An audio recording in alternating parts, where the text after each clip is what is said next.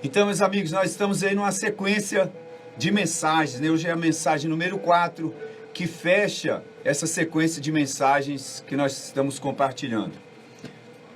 Deixa eu ficar aqui direito, né? Dá bom exemplo. A sequência das nossas mensagens é sobre o quanto Deus está identificado com você. O quanto Deus está identificado com a humanidade. E nos últimos 3 programas a gente vem falando sobre isso. E hoje, no fechamento dessa sequência de 4 mensagens, eu quero ler com você o que o apóstolo João escreveu no seu Evangelho, no capítulo 3 e no versículo 16. João 3,16 diz assim: porque Deus amou o mundo de tal maneira que deu o seu Filho unigênito, para que todo aquele que nele crê não pereça, mas tenha a vida eterna. Nós, nesses 3 últimos programas, vimos de várias formas na Escritura como está claro que Deus está identificado conosco. Ao contrário do que muitas pessoas, por causa da decepção, do medo, da mágoa, às vezes creem e divulgam, Deus não nos deixou aqui a nossa própria sorte. Muitos acreditam que Deus está longe, lá no céu, e que Ele não se importa com o que está acontecendo aqui na terra, que Ele não se importa com a minha vida, com a sua vida, com as nossas tribulações, com as nossas angústias diárias. Mas esse pensamento, essa crença, está totalmente contrário ao que a Bíblia diz. Está muito distante do que a Bíblia nos ensina. Ao ler a Escritura, ao ler a Bíblia, você vai perceber um Deus completamente identificado com a humanidade. Alguém já disse que a religião é o esforço do homem para se aproximar de Deus. E a Bíblia nos mostra o esforço de Deus, o sacrifício divino para se chegar ao homem. Deus está identificado conosco, Deus está identificado com as nossas dores, com as nossas angústias diárias. E isso que eu quero compartilhar com você hoje, esse texto da Escritura, é a maior de todas as provas do quanto Deus está identificado conosco. É o fato que marcou a história. Não é simplesmente algo que alguém contou, não é simplesmente uma história que alguém contou, mas é um fato histórico, que está registrado não somente na Bíblia, mas está registrado na história, o fato que dividiu a história da humanidade em antes e depois. Um marco que foi estabelecido por Deus na terra, a morte e a ressurreição de Jesus Cristo. O fato de Jesus Cristo ter vindo ao mundo e morrido na cruz do Calvário é a maior prova do quanto Deus ama você, do quanto Deus me ama, do quanto Deus está identificado comigo, do quanto Deus está identificado com você. Se não me engano, foi Billy Graham que disse que o maior fato da história da humanidade não foi o homem ter pisado na lua, mas foi Jesus Cristo, Deus, ter pisado na terra. Esse é o maior fato da história da humanidade. E para nós entendermos isso de uma maneira mais profunda, nós precisamos entender quem é Jesus. Preciso fazer essa pergunta: quem é Jesus Cristo para você? Jesus fez essa pergunta para seus discípulos: o que os homens dizem que eu sou? E aí os discípulos responderam: uns dizem que o Senhor é Elias, uns dizem que o Senhor é um dos profetas. E aí Jesus perguntou: e vocês?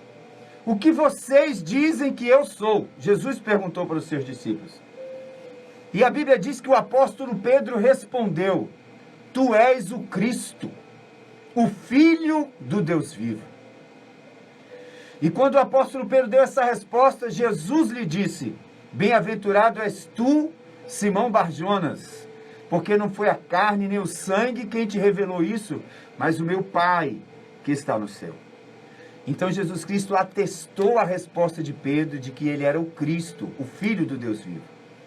Muitos hoje respondem a essa pergunta: quem é Jesus? De uma maneira completamente distorcida e enganosa. e distante do que a Bíblia nos diz quem é Jesus. Alguns dizem que Jesus foi um grande mestre. Alguns dizem que Jesus foi um espírito evoluído. Alguns dizem que Jesus foi um revolucionário social. Mas Jesus Cristo é muito, muito, muito mais do que isso. A Bíblia nos diz que Jesus Cristo é o próprio Deus. Para nós entendermos a grandiosidade que é o fato de Jesus Cristo ter morrido na cruz, nós precisamos entender que Jesus Cristo não é um homem simples como eu e você.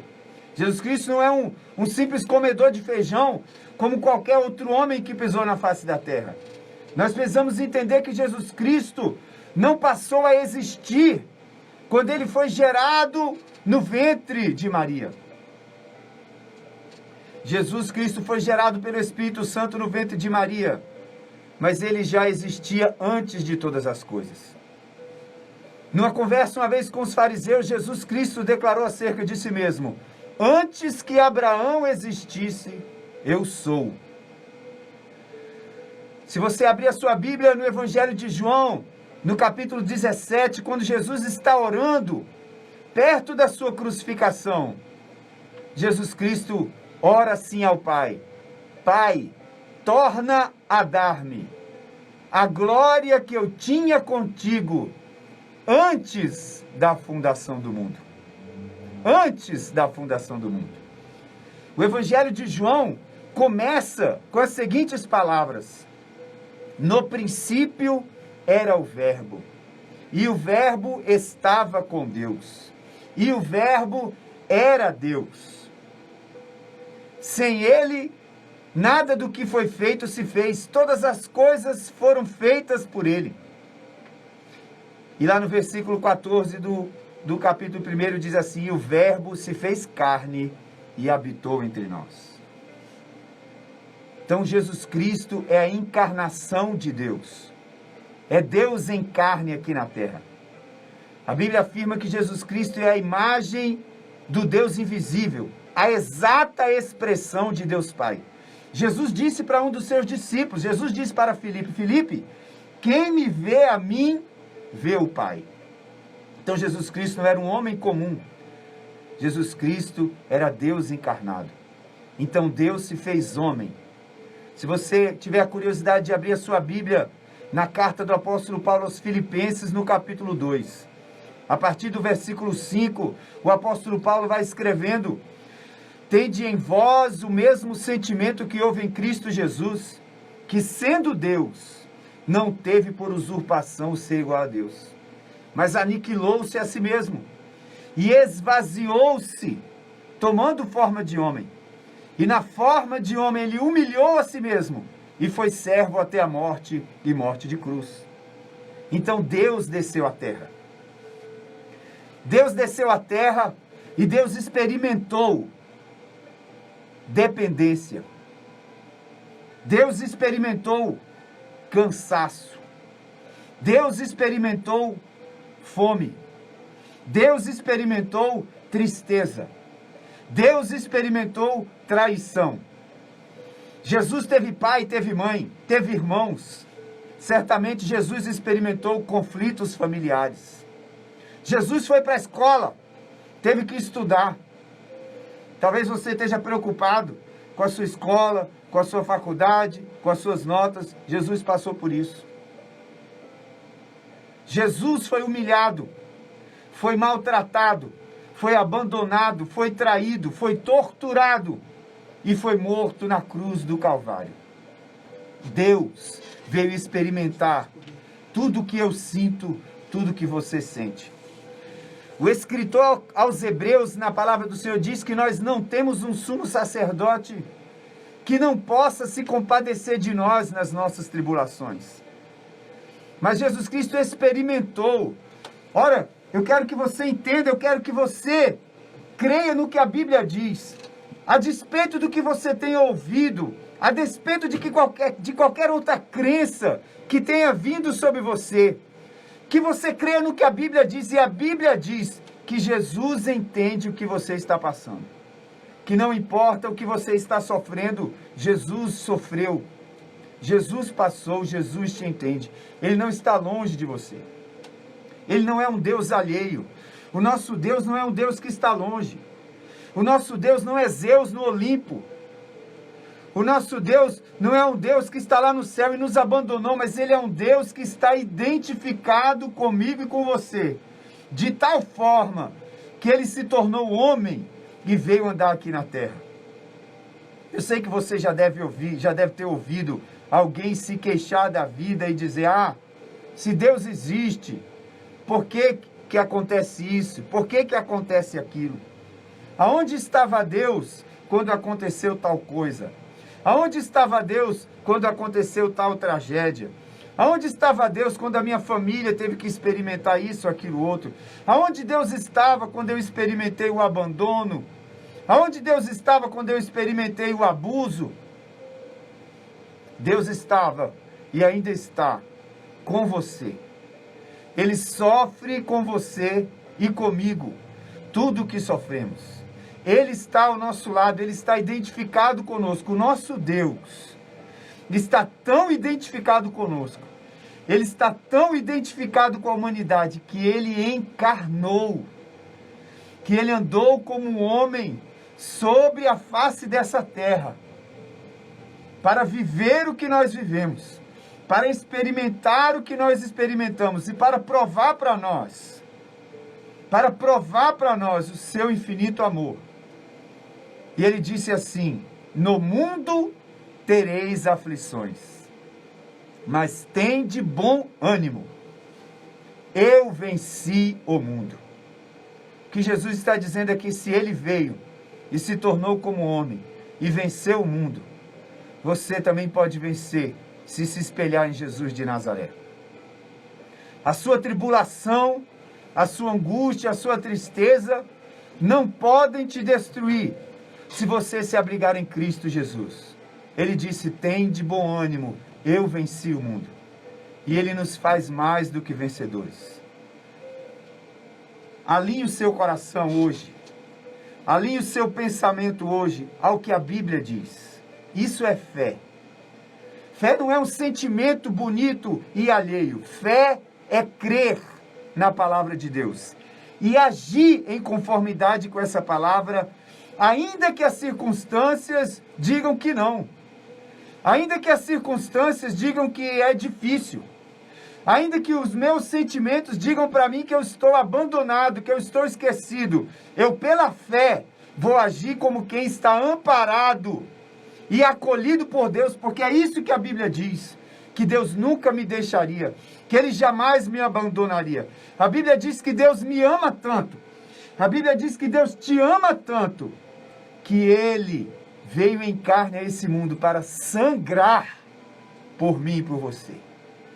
Ele já deu prova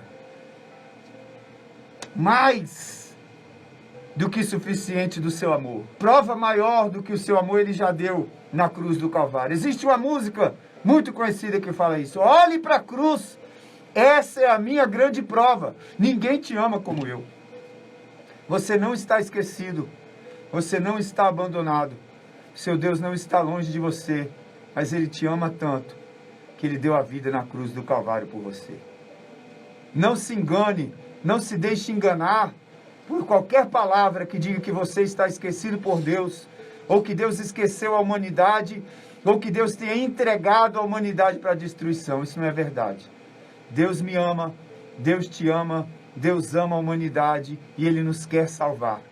E Ele já providenciou o caminho da salvação quando Ele enviou seu Filho para vir a este mundo morrer na cruz por nós. Ele pagou o preço do meu e do seu pecado. Ele levou sobre si as nossas dores. Ele levou sobre si as nossas enfermidades. O castigo que nos traz a paz estava sobre Ele. Pelas suas pisaduras fomos sarados. Há socorro para você. Há amparo para você. Há esperança para você. Há abrigo para você. Há aceitação para você. Há amor de sobra para você em Deus. Por meio de Cristo Jesus. Basta que você creia e entregue o seu caminho a Ele.